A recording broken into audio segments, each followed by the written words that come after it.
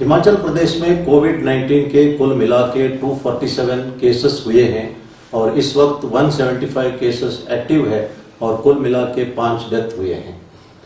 पूरे देश में कोरोना वायरस पॉजिटिव के 1,51,000 केसेस हुए हैं और 4,337 लोगों की मृत्यु हुई है। यह स्थिति संतोषजनक नहीं है। इस कारण से हमें बहुत ही ज्यादा सतर्क रहने की आवश्यकता है।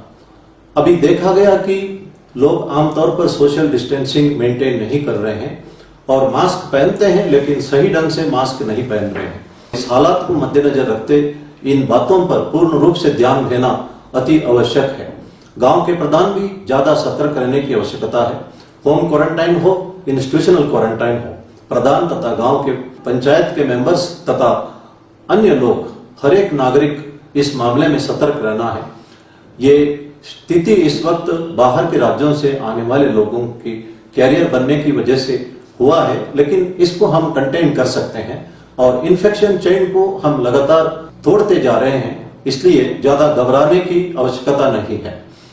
आरोग्य सेतु ऐप डाउनलोड करना अनिवार्य है। अगर आप एयरपोर्ट, रेलवे स्टेशन जाएंगे या किसी भी सरकारी बिल्डिंग में जाएंगे तो वहां पूछा जाता है जो आरोग्य सेतु ऐप के बारे में और वो देखा जाता है। इसलिए बेहतर रहेगा हम सब इसको डाउनलोड करें। करोड़ों लोगों ने डाउनलोड किया है और इसको अपडेट करते रहे। जो फ्रूट सेलर्स है उनको प्रिकॉशन लेने की जरूरत है। जो लोग फ्रूट्स खरीदते हैं उसको नजदीक आके सूंघते हैं और फिर उस फ्रूट को वहीं पे रखते हैं, ये खतरनाक है।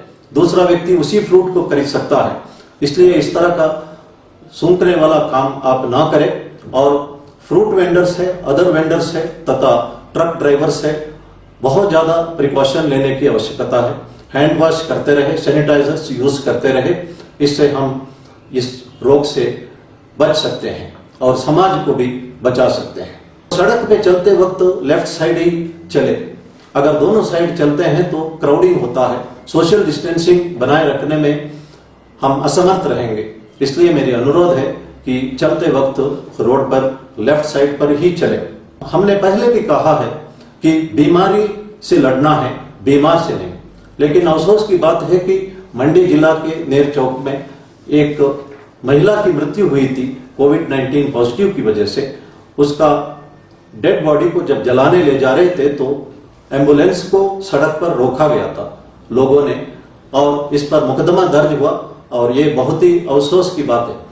इसी तरह कुछ होम क्वारंटाइन, इंस्टीट्यूशनल क्वारंटाइन के वायलेशंस भी अभी भी देखने को मिल रहा है और हम उचित कार्रवाई करते जा रहे हैं। मेरा अनुरोध है नियमों का पालन करें और हम जो मेहनत कर रहे हैं इस पे हम कामयाब हो सकते हैं। जो फ्रंटलाइन वॉरियर्स है, स्वीपर्स है, आशा वर्कर्स है, हेल्थ वर्कर्स है, डॉक्टर्स है, नर्सेस है, पुलिस वाले हैं, होम गार्ड्स है, एनसीसी वाले हैं, इनको सम्मान करना चाहिए। इस वक्त हमारी रक्षा के लिए ये लोग सामने खड़े हैं, अपने ऊपर रिस्क ले रहे हैं। जब हम दूसरों को सम्मान देते हैं तो वो अपने आप को सम्मान देने का बराबर है। जब हम दूसरों को नमस्ते करते हैं तो वो भी दिल की गहराई से हमें नमस्कार करता है।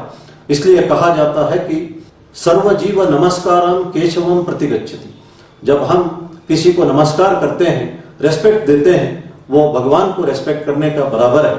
और भगवान पे दूर पार बाहर नहीं है, भगवान हमारे अंदर ही है। कुछ लोगों का नाम रखा जाता है राम स्वरूप, गोपाल स्वरूप, देव स्वरूप आदि। इसका मतलब है कि हम सब देव स्वरूप है क्योंकि हमारे अंदर ही भगवान है। हिज होलीनेस दलाई लामा कहते हैं अपना दिल और दिमाग को मंदिर बनाए और be kind to everyone, that is my simple religion. भगवान राम ने हनुमान जी से पूछा है कि मेरा बारे में परसेप्शन आपका क्या है। हनुमान जी जवाब देते हैं, जब मैं अपने आप को एक बॉडी समझता हूं मैं आपका दास बन जाता हूं।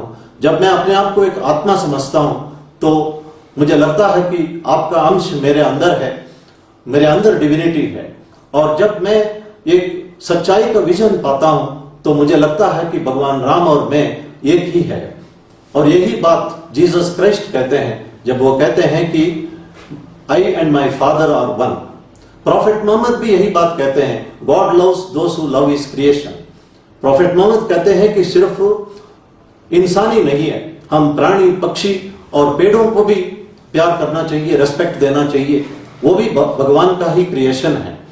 इसलिए भगवान उनको पसंद करता है जो उनका बना हुआ वर्ल्ड को पसंद करता है। भारत सरकार कहती है कि बीमारी से लड़ाई है, बीमार से नहीं। महात्मा गांधी जी ने पहले कहा है कि condemn the sin, love the sinner. सब लोगों ने एक ही बात कही है। अगर हम पावर ऑफ पॉजिटिव थिंकिंग, जो किताब डॉक्टर नॉर्मन विंसेंट पीले ने लिखा है, उसमें भी यही बात दोहराया गया है। भगवान श्री सत्य साई बाबा ने एक बात कही है, वे हमेशा लोगों को संबोधित करते वक्त कहते हैं प्रेम स्वरूपलार, एम्बॉडीमेंट्स ऑफ लव। उनका मतलब है हम सब देव स्वरूप हैं। भगवान बाबा ने कहा है कि हमारा 3 पर्सनालिटी है, one which we think we are, other one what others think what you are, and lastly what you actually are. ये जो what others thinks what you are, इसके बारे में मैं एक एग्जाम्पल देना चाहता हूं। एक राजा, एक सेनापति, एक दलपति और एक सिपाही शिकार खेलने जाते हैं, अलग अलग हो जाते हैं। एक अंधा एक पत्थर के ऊपर बैठा हुआ है। राजा ने उस अंधे से पूछा, श्रीमान जी कृपा करके मुझे बताइए यहां से कोई गए?